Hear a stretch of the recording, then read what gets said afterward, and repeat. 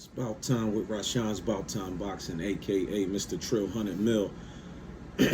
What's up to my About Time Boxing family and the Trill 100 Mil gang?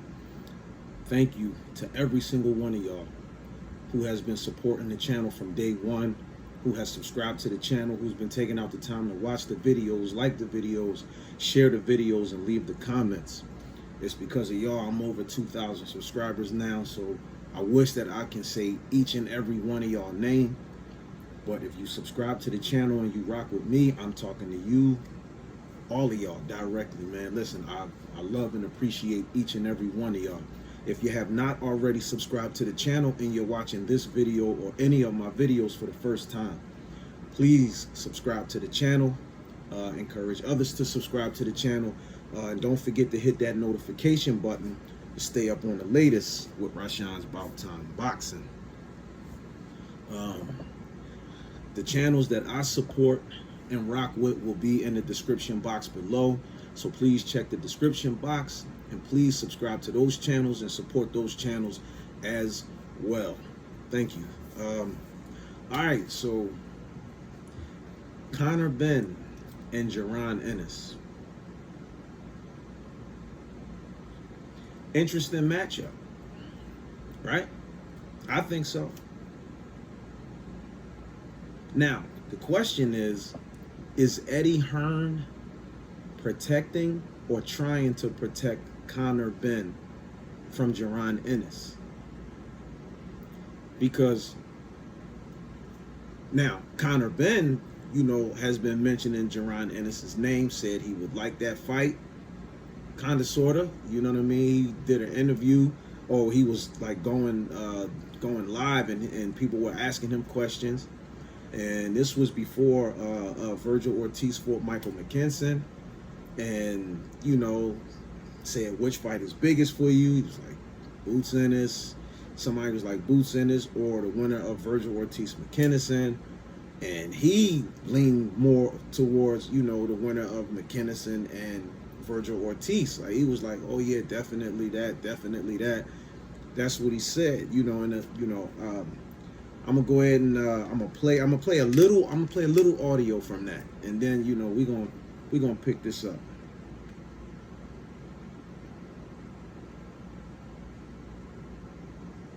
Biggest fight for you, surely Boots or winner between McKinson and Ortiz. Exactly that. Yeah, exactly that. Ennis or the winner of Virgil Ortiz McKinson, 100%. So he said the winner of Virgil Ortiz McKinson, 100%. And he just said exactly that, exactly that. He mentioned Boots' name, but do he really want that fight like he's saying that he wanted? Because Eddie Hearn made it clear. All right, Eddie Hearn made it clear that he don't want, he want to keep Conor Benn away from Jaron Ennis. Now, the situation between Jaron Ennis and Conor Benn is kind of interesting. I'm going to tell you why. Conor Benn, 25 years old. Jaron Ennis, 25 years old. Right? Conor Benn made his pro debut April 9th of 2016 and fought somebody with the name Bayanov. The last name was Bayanov or something like that.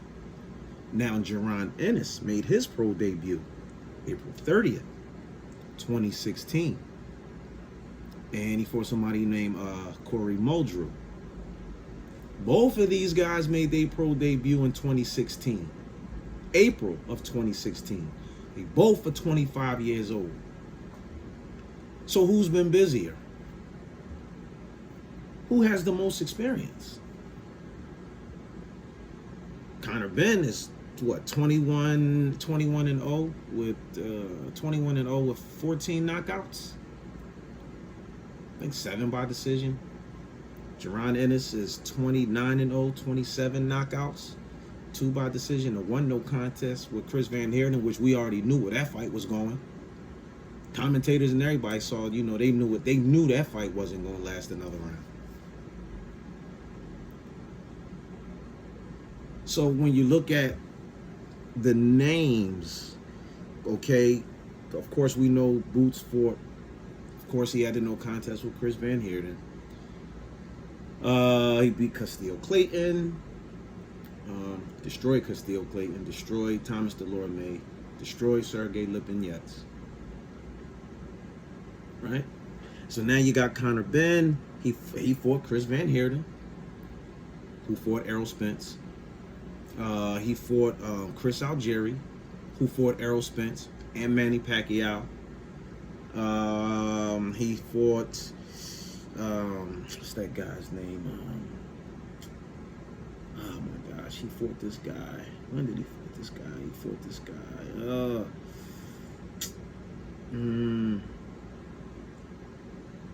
Adrian Granados. That's his name. Now, interesting enough, Adrian Granados fought Danny Garcia. Danny stopped him, if I'm not mistaken. He fought Robert Easter Jr. and he lost to Robert Easter, I think unanimous decision. I'm trying to remember, bear with me. He fought Sean Porter. He lost to Sean Porter, unanimous decision, I believe. And he fought Javier Fortuna. That's when he fought at lightweight, bro. But then it was this guy named Amir Imam. I don't know if y'all remember. Amir Imam was a huge prospect at one point in boxing, and he was signed to Don King. But Amir Imam was a huge prospect at one point. But Adrian Granados fought Amir Imam. He TKO'd him. I remember that fight. That was in 2015. That was in 2015, I think, when he fought Amir Imam. But I'm getting to a point, and so.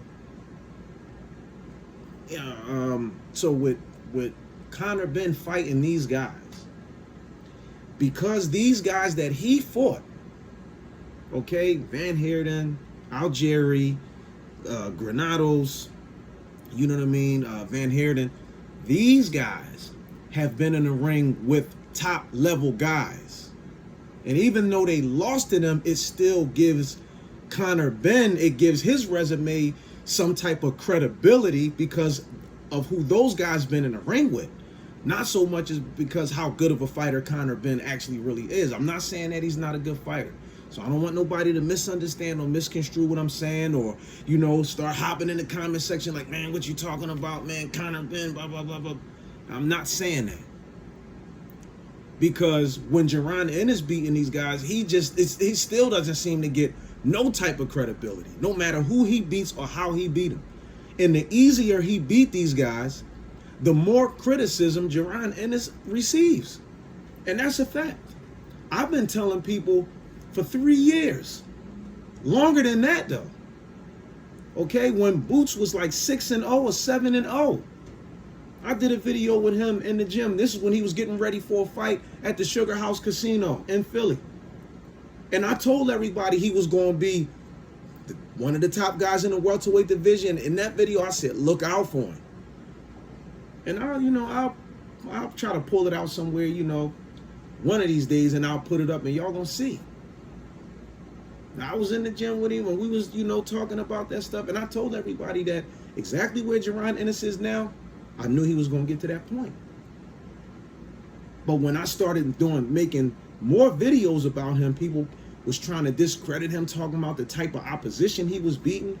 And I said, why is it that y'all want to discredit the level of opposition that he's beaten instead of just looking at it like, no, this kid is really that good. Boots Ennis is really that good. And that right there is a confirmation of how dedicated he is to his craft and how hard he actually trained. Because this kid is a gym rat. I say this all the time. Y'all watch his fights and y'all watch his interviews after the fight. He always says, I'm going to rest on Sunday. I'm right back in the gym on Monday. And as I'm doing this video, Boots is probably in the gym. Or either probably doing some strength and conditioning work. Or probably out running. This kid really works like that. Boots Ennis really work like that. Not saying that Conor Benn don't. I seen Conor Benn train. I seen Conor Benn fight too. And he's kind of wild with his, you know, when he fights. Even when he was talking about how he would fight Virgil Ortiz, he already gave hints that he would fight dirty. And if y'all know his father, Nigel Benn was a dirty fighter. Gerald McClellan went blind. His last fight was against Nigel Benn. And if I'm not mistaken, Nigel Benn's next fight is against, Conor Benn's next fight is against Chris Eubanks Jr. And Nigel and Conor Benn's father and Chris Eubanks' father fought each other twice. Once in 1990 and once in 93. October of 1990, they fought each other, and Chris Eubanks, he stopped Conor Benn, I think. He knocked out Nigel Benn, I think it was the 9th or 10th round. And the second time they fought, I think it was November of 93 or something like that. They fought to a draw. So that's his next fight. Conor Benn's next fight is against Chris Eubank.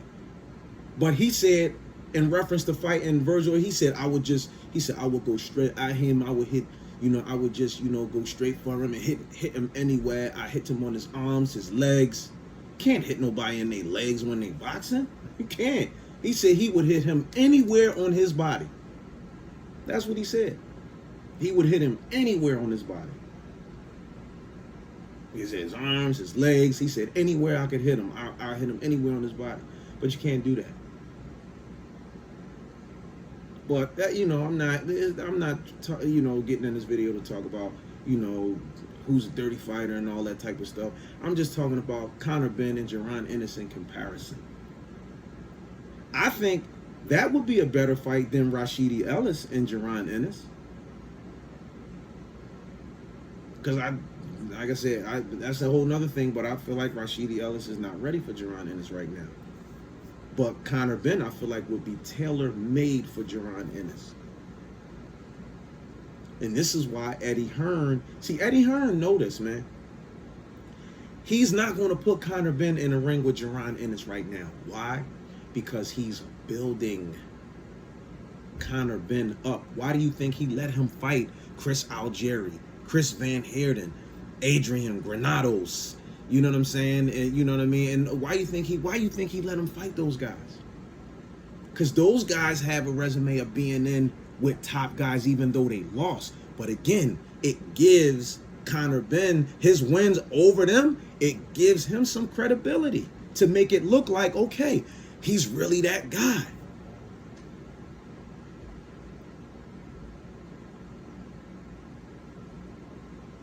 But you gotta ask yourself, is he really? I mean, y'all let me know. Drop the comments in the comment section below. Y'all let me know what y'all think. Is Conor Benn, is he ready for Jaron Ennis? I would love to see that fight. But he got to take care of the task in front of him with Chris Eubanks Jr. That's not going to be an easy task for Conor Benn. But he's going to go in there wild. He's going to go in there wild. That's his style. He's going to go in there, he throws like, wide looping punches and stuff like that too. He throws some straight shots and, But Conor Benn, I think he's only like 5'8". But Eddie Hearn is protecting Conor Benn from Jaron Ennis. And Conor need to just go ahead and be quiet before something go left and then the public and that fight is in high demand, and then when it don't happen, and all of a sudden he's going to be looked at like, he's a runner, he's ducking, and all that. And I'm not saying that, listen, don't get me wrong, I'm not saying that he's ducking Jaron Ennis. I'm not saying that, but Boots warned him about clout chasing. He said, you get yourself hurt doing that. He said, Boots said, I don't play that, man. I don't play them type games, cuz. But see, a lot of people, when the question comes up about fighting Jaron Ennis, the response or the answer that you always get is, oh yeah, first thing they say, oh, who, Jaron Ennis? Oh, Boots? Yeah, he's a real good fighter. We'll see, if that fight come across down the line. Everybody always say, oh yeah, if it presents itself at the right time. Not talking about that lion ass Keith Thurman. I'm not talking about him. Because he don't want no smoke. I don't care how much money they offered him. He trying to take an easy journey back to those belts. That's what he trying to do. So I'm not talking about him. He don't want no smoke at all. If he gonna get trashed, you know what I mean? He wanted to be for a whole lot of money and at least a title, you know what I mean, or something on the line. Like him fighting Boots is like, to him, that's like getting a free ass whooping. And that's what it'll be, because Boots would destroy Keith Thurman. Some of y'all might not like it. Some of y'all might not agree with it.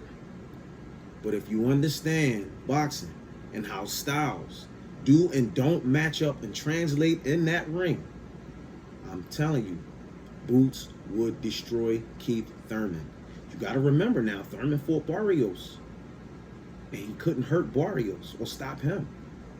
And Tank stopped Barrios at 140. Smaller guy. So, come on. But anyway, you know, like I said, y'all let me know what y'all think about this Conor Benn, Jaron Ennis situation. But I would like to see that fight. Me personally, I want to see that fight with Jaron Ennis and Conor Benn. But it's no excuse, though, because they both 25 years old. They both made their pro debuts in 2016. And Conor Benn made his pro debut before Jaron Ennis. So 2 weeks, 2.5 weeks or so, whatever, before Jaron Ennis. But they both 25. They both made their pro debut in 2016. But Boots is 29 and over 27 knockouts. Conor Benn is 21 and over 14 knockouts. So, and then you looking at, some people might say, y'all can say Conor Benn got the better resume all y'all want. Go ahead and say it. Y'all can go ahead and say it. Y'all can go ahead and say that Conor Benn got the better resume. Go ahead. Yeah, he fought, you know, he fought Samuel Vargas, who fought Virgil Ortiz.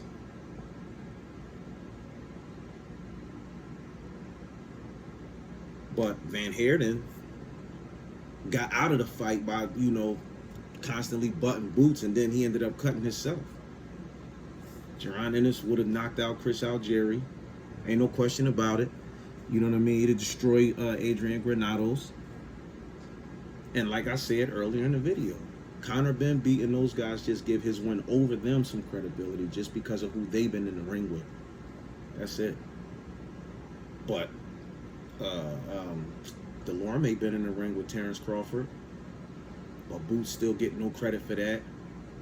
You know what I mean? Lipman Yates been in the ring with Mikey Garcia. He stopped Lamont Peterson. Yet and still Boots knock him out. He still don't get no credit for that. None.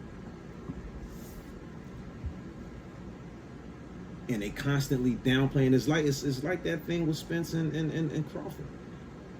They downplay Crawford's accomplishments and look at everything that Errol Spence did, but act like what Crawford did means nothing. You can't give Conor Benn this credit and say he's a welterweight, you know what I mean, contender on the rise, and he tearing through people because he beat these people. But then you looking at Jaron Ennis, who got 27 knockouts, and people avoiding him, and then still not giving him no credit. That don't make sense.